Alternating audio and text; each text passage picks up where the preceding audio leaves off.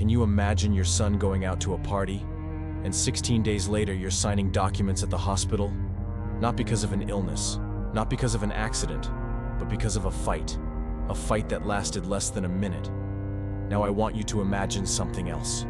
Imagine waking up every single day knowing that one moment of anger, maybe pride, maybe impulse, changed your life forever. One night, two young men, one video, one hospital, and a silence that was never broken again. What happened that night in the Federal District wasn't just a fight between teenagers.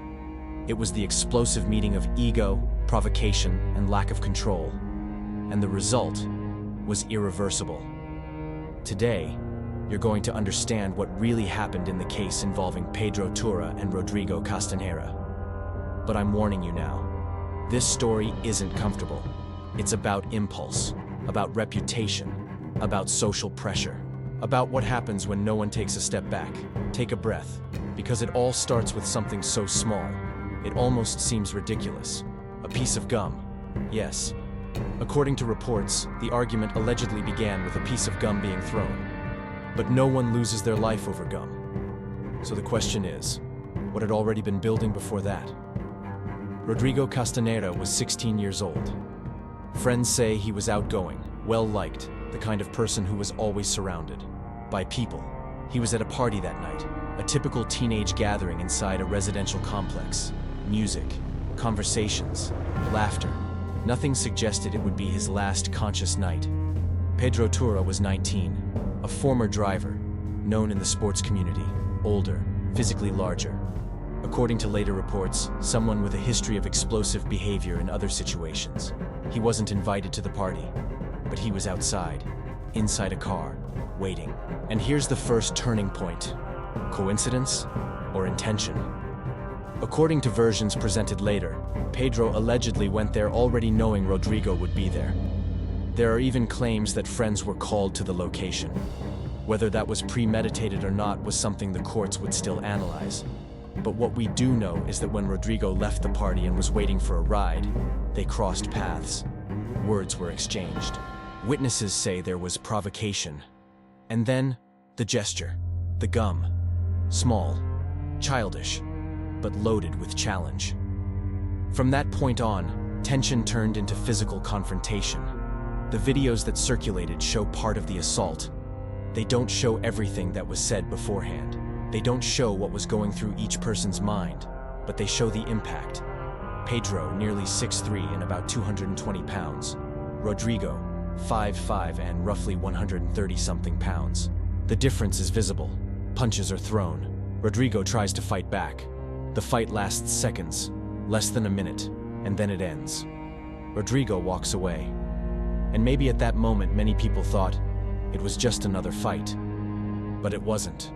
Minutes later, Rodrigo starts feeling sick, severe headache, feeling overheated, bleeding. He's taken to the hospital. Diagnosis, traumatic brain injury, critical condition, medically induced coma. Meanwhile, the video was already circulating on social media. Pedro Tura's name starts spreading. He's initially detained, posts bail, is released, and records a video asking for forgiveness. In the video, he says he never imagined it could end that way, that he thought the other young man was fine, that he was sorry. But at that moment, Rodrigo was still between life and death. 16 days. 16 days in which Rodrigo's family lived suspended, between hope and fear, between hospital machines and prayers, until February 7th, 2026, when the confirmation came that no one wanted to hear. Brain death. Rodrigo didn't survive. And at that moment, the narrative changed completely. The case, which had been treated as bodily injury, began to be analyzed as intentional homicide qualified by a trivial motive. The discussion started revolving around a complex concept: eventual intent. In other words, when someone doesn't necessarily desire the final outcome, but assumes the risk that it might happen. And here's a difficult question for you. When someone much physically larger repeatedly assaults someone smaller, are they assuming the risk of what might happen? Or was it just an outburst of anger? That's the thin line separating a fight from a crime that can lead to decades in prison. But the story doesn't end there. As the investigation progressed, reports emerged of possible coordination of testimonies, allegations that the encounter might have been planned, conversations recovered after phone records were accessed. Nothing definitively decided yet. But the situation grew heavier, much heavier, and in the middle of it all, two destroyed families. On one side, parents who lost a 16-year-old son. On the other, parents watching their 19-year-old son face a process that could redefine his entire life. This story isn't about gum, it isn't about a party. It's about pride. It's about impulse. It's about the exact second when someone could have walked away, but chose to stay. And now I ask you, how many fights have you seen that could have ended differently if someone had simply taken 2 steps back? In the next segment, we're going to dive into the conflicting versions, the possible ambush theory, the prior history, and what might really have happened before that first punch. Because sometimes, what seems to begin in 30 seconds actually started long before. If you only look at the fight video, it's easy to conclude. 2 young guys fought. But when you start pulling at the threads of this story, you realize it may not have started there. Maybe that night was just the final chapter of something that had already been building. According to reports that surfaced during the investigation, there was a history of disagreements between Rodrigo and a close friend of Pedro. Issues involving school, jealousy, past relationships, accumulated provocations. Things that, in an adult's mind, may seem small, but in the minds of teenagers can turn into matters of honor. And here's a factor many people ignore: reputation. In adolescence, reputation is everything. Being respected, being feared, being admired, not seeming weak. Now imagine this scenario. You're 19 years old, you're with friends. There's a history of tension with someone younger. There's a group watching, there's ego involved. There's a need to prove something. If in fact, there was a call for friends to be present, as later alleged by Rodrigo's family's defense, that completely changes the weight of the situation. Because it stops looking like a casual encounter and starts looking like an announced confrontation. The family's defense stated that conversations recovered after phone records were accessed would indicate that Pedro had called friends to the location. If that is proven in court, it strengthens the theory of premeditation. But it's important to make something clear here. An accusation is not a sentence. The legal process still has to run its course. What we do know is that after Rodrigo's death, the prosecution understood there was enough evidence to charge Pedro with intentional homicide, qualified by trivial motive. Trivial motive. That expression is powerful. It means the reason for the act was disproportionate to the outcome. In other words, nothing justified that level of aggression. And here's a crucial point. The medical report identified traumatic brain injury as the cause of death. Fracture of the temporal bone, bruising, direct impacts resulting from the blows. This weakened the initial hypothesis that the fatal outcome had been caused only by a possible accidental fall. In other words, the assault played a decisive role, and that changes the legal classification. But there's another layer to this story: Pedro's history. During the investigation, reports surfaced of previous incidents involving aggressive behavior, an argument in a public setting, allegations of physical confrontations, situations suggesting impulsivity. Nothing comparable to the outcome of that night, but enough to outline a pattern. And here I need to pause, because this part is delicate. When analyzing cases like this, there's always the risk of falling into 2 extremes, either turning someone into a permanent monster, or minimizing everything as just young people being young. The truth is usually somewhere in between. Pedro lost his father at the age of 3. He grew up without a present paternal figure. According to reports, he took on the role of protector of the family early on. That doesn't explain what happened, but it helps understand emotional context. Experts point out that teenagers and young adults are still in neurological development. The prefrontal cortex, responsible for impulse control and evaluating consequences, is still maturing. That means emotions can dominate decisions. But here's the central point. Incomplete emotional development does not eliminate responsibility, especially after the age of 18. Pedro was 19, legally an adult, and the justice system considers that from that point on, every choice carries full legal weight. After Rodrigo's death, Pedro was again placed in pretrial detention, this time under the allegation of possible interference in the investigation. There was mention of coordinated testimonies, an alleged attempt to align versions. If confirmed, that further worsens the scenario, because it stops being just about the physical act and begins to involve conduct afterward. Today, Pedro awaits the progress of the case in a single cell. His defense argued there was a risk to his safety within the prison system. That's common in high-profile cases. But the question remains, when someone's life ends like this, is there really sufficient protection for either side? On one side, Rodrigo's family lives in permanent grief. They're not waiting for a trial. They're not waiting for a sentence. They're waiting for something that will never happen. Rodrigo walking through the front door again. On the other side, Pedro's family lives with the anguish of uncertainty. They don't know what the sentence will be. They don't know how the case will be interpreted by a jury if it reaches that point. They don't know how their family name will be remembered in the years to come. Two families destroyed. 1 minute of violence. And here's the hardest part to swallow. None of this started with a punch. It started earlier, with unresolved rivalry, with accumulated provocations, with the need for affirmation, with untreated impulsivity, and maybe, just maybe, with someone's inability to take a step back. How many times have you seen a situation where all it would have taken was someone to say, "Let it go"? But no one says it, because no one wants to seem weak. And now comes the question that divides opinions. If Rodrigo had ignored the provocation, would he still be alive? Or if Pedro had walked away earlier, would none of this have happened? Responsibility is never a simple line.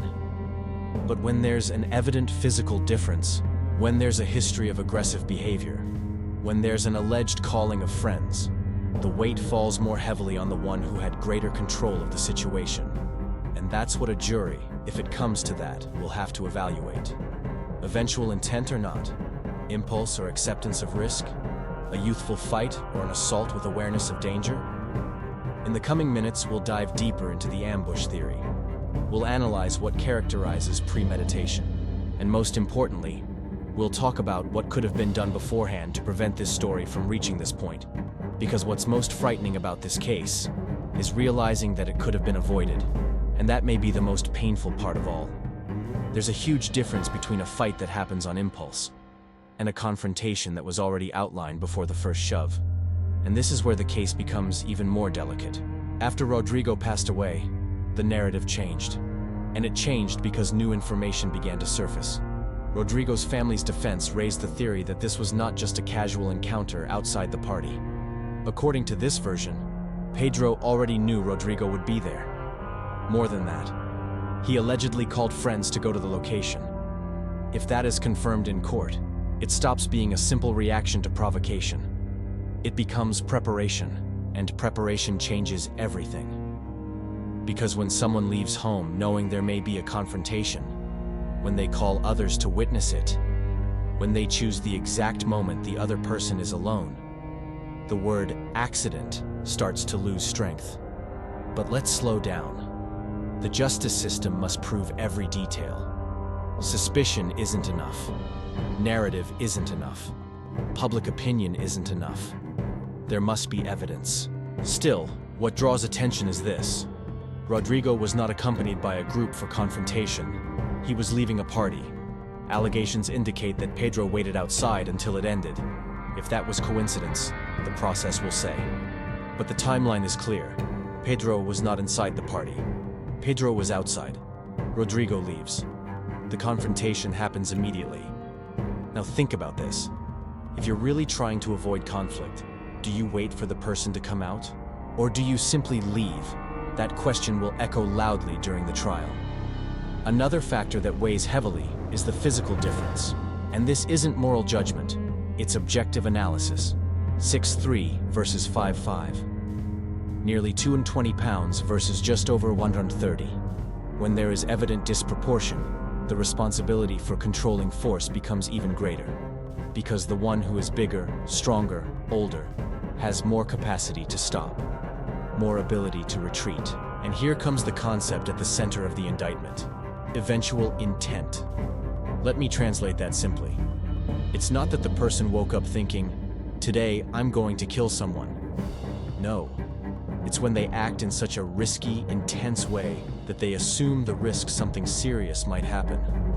It's like driving at extremely high speed in a crowded area. You may not want to cause a tragedy, but you know it can happen, and you continue anyway. The prosecution believes that, given the intensity of the blows and the physical disparity, Pedro assumed that risk. The defense, obviously, will argue it was a fight that got out of control, that there was no intent, that there was no awareness it could lead to death, that it was a momentary explosion. And here lies the drama of a jury trial, because it's not just about facts, it's about interpreting intention. And intention is invisible. It can only be inferred from circumstances. Another factor weighing against Pedro is his history. During the investigation, reports surfaced of previous incidents involving aggressive behavior, arguments, confrontations, situations where he allegedly reacted disproportionately. We're not talking about definitive convictions here. We're talking about behavioral patterns being analyzed. And patterns matter, because when you observe repetition, you begin to question, was this really isolated? Or was it an emotional time bomb waiting for the right moment? But let's widen the lens. This story is also about social pressure. Adolescence is a stage. Everything is performance. Who's stronger? Who's more respected? Who won the fight? Imagine being inside a car with friends. Imagine there's someone there you consider a rival. Imagine there's a history of provocations. Imagine your image is at stake. Now mix that with pride, with impulsivity, with emotional immaturity. It's a dangerous combination, and maybe that's where one of the greatest tragedies of this case lies. No one stopped it. No one said, "That's enough." No one pulled anyone back. And sometimes the difference between an argument and a fatality is exactly that intervention. Someone who holds back, someone who interrupts, someone who cools things down. But in that moment, everything happened too fast. After the assault, Rodrigo still walked. That confused many people, because it created the false sense that everything was fine. But traumatic brain injuries can evolve silently. Deterioration can be progressive, and it was. 16 days, hospital, ICU, machines, hope fading. And when the final report identified traumatic brain injury resulting from the blows as the cause of death, the legal weight increased drastically. Pedro was placed back in pretrial detention. There were allegations of attempted interference in the investigation, supposed coordination of versions among witnesses. If that is proven, it complicates the situation even further, because it suggests consciousness of guilt. But that will still be debated in court. Now I want you to think about something deeper. Regardless of the final judicial decision, regardless of how many years of sentence there may be, regardless of who was right or wrong at the beginning, there is one truth that does not change. A 16-year-old boy did not come home. And a 19-year-old may spend decades trying to rebuild his life under the weight of that night. And you know what's most frightening? This could have been avoided. It wasn't an inevitable situation. It wasn't an armed clash between gangs. It wasn't a premeditated crime planned for months. It was an argument that escalated. And it escalated because no one stepped back. Now comes the question that's starting to trouble many people. If this video hadn't gone viral, would the reaction have been the same? If Rodrigo had survived, would this case have been treated as just another fight? How many similar situations happen every day and never make the news? This case became a symbol of impulsivity, a symbol of ego, a symbol of how seconds can destroy futures. And there's still one point we need to explore deeply: the responsibility of the adults around them. Where were the limits before? Where were the warnings? Where were the signs? Because explosive behavior rarely appears out of nowhere. It gives clues. It shows up in small situations. It escalates gradually. And maybe that's the most uncomfortable part of all. In the next segment, we'll dive into the psychological aspect. We'll talk about aggression in youth, about how rivalries turn into tragedies, and most importantly, about what this story teaches before another night ends the same way. There's something almost no one likes to admit. Violence doesn't start with the punch. It starts long before. It starts with how someone deals with frustration, It starts with how they react when contradicted. It starts with the need to prove strength. And when we talk about adolescence and early adulthood, we're talking about a period when the brain is still learning to break impulses. The prefrontal cortex, responsible for decision-making and emotional control, only reaches full maturity around age 25. That means young people feel emotions at maximum intensity, but don't yet have the same internal brakes as a more experienced adult. Now add another factor: social pressure. Because adolescence isn't just a biological phase, it's a social one. It's the phase when belonging is vital. Being accepted is vital. Not seeming weak is vital. And in male groups especially, there's an unspoken code. Don't back down. Don't show fear. Don't let it slide. How many times have you heard phrases like, "Are you going to let that go? He said that about you? You're just going to stay quiet?" These phrases seem small, but they're gasoline. They inflate the ego, they apply pressure, and often push someone toward a decision they might not make alone. Now imagine that scenario again. Pedro inside the car, friends present. There's history of tension, there's provocation, there's the gum, there's an audience. And when there's an audience, there's performance. Have you ever noticed how people behave differently when they're being watched? Alone, they might avoid it. In a group, they advance. And that's why so many conflicts escalate when there are spectators, because no one wants to seem smaller. Now let's look at Rodrigo, 16 years old, younger, physically smaller, also with friends at the party, also with a reputation, also with pride. Do you think he wanted to look intimidated? Probably not. And this is where two impulses collide. Neither wants to back down. And when no one backs down, someone pays the price. Unfortunately, in this case, the price was far too high. But there's another layer we need to face. The previous signs. Reports indicate Pedro may have been involved in other episodes of aggressiveness, public arguments, physical confrontations, disproportionate reactions. And here's an important reflection. Explosive behavior rarely appears out of nowhere. It usually gives warnings, small episodes, small losses of control, small escalations. If those signs are ignored, they tend to grow.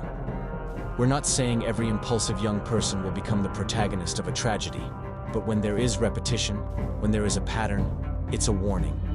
Maybe psychological support could have helped. Maybe firmer boundaries. Maybe earlier interventions. Maybe difficult conversations that never happened. But all of that now belongs to the realm of what if, and what if doesn't change reality. Now I want to talk about something even more sensitive. Family. On one side, parents who lost a 16-year-old son. They're not discussing criminal classification. They're not debating eventual intent. They're not analyzing case law. They're dealing with silence, with an empty bedroom, with photos, with memories frozen in time. On the other side, parents watching their 19-year-old son face a homicide case. They suffer too. They suffer seeing their family name in the headlines. They suffer with the possibility of years, maybe decades, in prison. They suffer with guilt. They suffer with questions. Where did we go wrong? What didn't we see? What could we have done? This is the invisible tragedy on both sides. But there is one undeniable difference. One family lost a son irreversibly, and that will never be balanced. Now let's talk about the social impact. This case went viral. The video circulated. Opinions split. Some defend that it was an accident. Others say it was the execution of a risk knowingly assumed. The internet became a courtroom. But justice works differently. It analyzes evidence, reports, witnesses, messages, circumstances. And here's a crucial detail. If the jury understands there was eventual intent, Pedro could face a significantly longer sentence than he would for bodily injury resulting in death. We're talking about the possibility of decades. And that decision won't be based solely on the video. It will be based on the whole picture. History, messages, context, intensity of the blows, physical disparity, alleged premeditation. Everything weighs in. But regardless of the final sentence, what's most frightening about this story is the banality of the trigger. A piece of gum, a provocation, an exchange of words. How many fights start like that every day? How many could end the same way? Maybe the greatest lesson here isn't legal. Maybe it's preventive. Because youth violence isn't born in one night. It's born in environments where anger isn't addressed, where pride is fed, where apologizing is seen as weakness, where backing down is seen as defeat. And here comes the most uncomfortable question of all. Do you teach your children to win arguments or to avoid conflicts? Do you teach that respect is imposed with force or built with maturity? Because in the end, the difference between a viral video and a life preserved may lie in that silent education. In the next segment, we'll dive deeper into the legal aspect. We'll understand exactly what could happen from here, the path of the case, the possible scenarios, and why the outcome could still surprise many people. Up to this point, we've talked about emotion, about impulsivity, about context. Now we need to talk about real consequences. Because when a case stops being just a fight and starts being treated as qualified intentional homicide, the game changes completely, and it changes for three main reasons. First, the sentence. Second, the procedural path. Third, the symbolic weight of the decision. If the charge of intentional homicide with eventual intent is maintained, the case goes to a jury trial. And a jury trial isn't decided by a single judge. It's decided by ordinary citizens. People who will hear the evidence, watch the videos, listen to experts, hear family members, and answer a central question. Did he assume the risk of killing? Do you see how subjective that is? Because no one can enter Pedro's mind that night. What the jury will analyze are circumstances. And here are the circumstances that will likely be at the center of the trial. The physical difference, the intensity of the blows, the report identifying traumatic brain injury resulting from the assault, possible premeditation, previous messages, behavioral history, and conduct after the fact. The prosecution will build a narrative of assumed risk. The defense will build a narrative of momentary loss of control, and the jury will decide which story makes more sense. Now imagine the psychological weight of that. For Pedro, every detail of that night will be reconstructed. Every movement, every punch, every second. For Rodrigo's family, every image will be relived. And that leads us to a crucial point. Even if the sentence is high, it will never be equivalent to the loss. Because prison doesn't bring back a life. And at the same time, even if the defense manages to reduce the charge to bodily injury resulting in death, the social mark already exists. This case will never be forgotten by those involved. But there's something even deeper. Let's talk about what happens after the spotlight fades. Because today, there is media, there is debate, there are opinions. But in a few years, Rodrigo's family will continue living with grief. Pedro's family will continue living with the consequences. The difference is that the public will move on to the next story. And maybe that's one of the hardest parts of true crime. The public consumes, gets emotional, judges, debates, and then moves on. But those who live it, don't. Now I want you to think about something. How many conflicts could be avoided with emotional maturity? How many tragedies are born from seconds of ego? How many young people confuse respect with fear? Because deep down, this case isn't just about criminal responsibility. It's about a culture of confrontation. It's about the normalization of aggression. It's about the idea that backing down is losing. When in reality, backing down can save lives. Maybe the biggest mistake that night wasn't the gum or the first punch. Maybe it was the inability of someone to say, "This isn't worth it." And here's the most important lesson of this story. It's not about choosing sides. It's not about defending A or B. It's about understanding that impulsivity has a price, and sometimes that price is too high, far too high. Now imagine if that night, Pedro had left, or Rodrigo had ignored it, or a friend had held someone back, or someone had simply interrupted. One of those decisions would have changed everything, but none of them happened. And what remained was silence, a trial, and a society debating whether it was impulse or assumed risk. In the next and final segment, we're going to close this story directly, without romanticizing, without softening, but bringing the reflection that truly matters. Because maybe the biggest question isn't, what will the justice system decide? Maybe it's, what will we learn from this? There's a moment in every tragic story when there's no turning back. In Rodrigo's case, that moment wasn't the report. It wasn't the indictment. It wasn't the arrest. It was the exact instant when control was lost. Less than a minute. It's terrifying to think that less than 60 seconds can redefine the rest of multiple lives. And here's the harshest part of this story. None of it was inevitable. It wasn't an armed conflict. It wasn't a crime planned for months. It was a clash of egos. Ego that found an audience. Ego that found provocation. Ego that found impulsivity. And when two egos collide, someone has to be the adult in the room. That night, no one was. Now let's face practical reality. If the jury upholds the theory of intentional homicide with eventual intent, Pedro could face a sentence exceeding 2 decades. If the charge is reduced, there will still be a significant conviction. But regardless of the final number of years, the social sentence has already begun. His name will forever be associated with that night, and Rodrigo's name will forever be associated with a life interrupted at 16.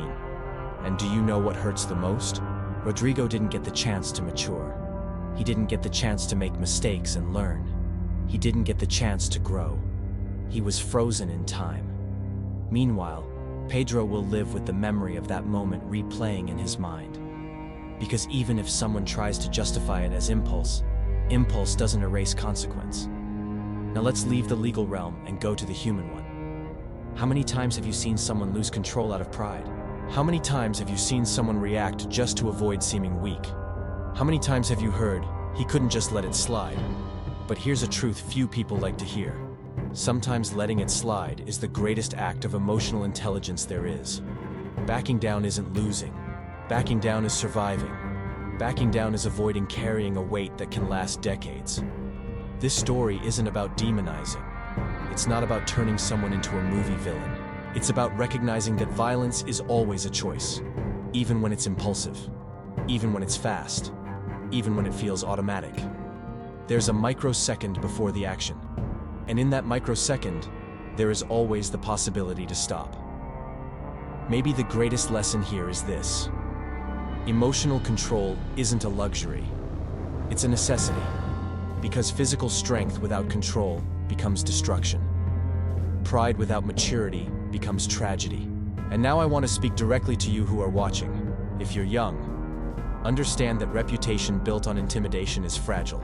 Respect earned through fear is temporary, but consequence is permanent. If you're a parent, watch for the signs. Constant outbursts aren't just a phase. Extreme impulsivity isn't just a strong personality. They're warnings. And if you've ever been in a confrontation, remember, no provocation is worth a life. No comment is worth a criminal record. No dispute is worth destroying your own future. The case of Pedro and Rodrigo isn't just a crime story.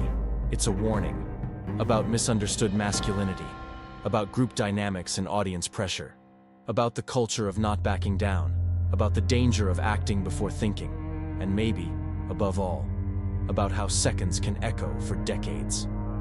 Now I'll ask you one last question. If you could go back in time 60 seconds before that fight started, what would you say to them? Walk away. It's not worth it. Breathe. Maybe that would have been enough, but no one said it. And that's why we're here today. If this story made you reflect, I ask you for one simple thing. Share this message. Not because of the case, but because of the lesson. Because if one single person watches this and decides to step back in a moment of confrontation, it will have been worth it. If you made it this far, leave a like so more people can access this kind of reflective content. Subscribe to the channel, because here we don't treat cases as just headlines. We analyze the human layers behind them. And tell me in the comments, do you believe it was impulse or assumed risk? I want to hear your opinion. Thank you for staying until the end. Take care, and see you in the next video.